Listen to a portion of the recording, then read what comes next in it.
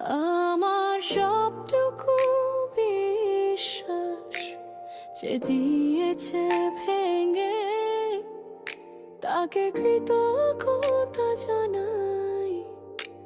সে দিয়েছে আমার অন্ধ চোখে আলো, যার বিশালতার মাঝে আমি একটুকু পাইনি ঠাঁই।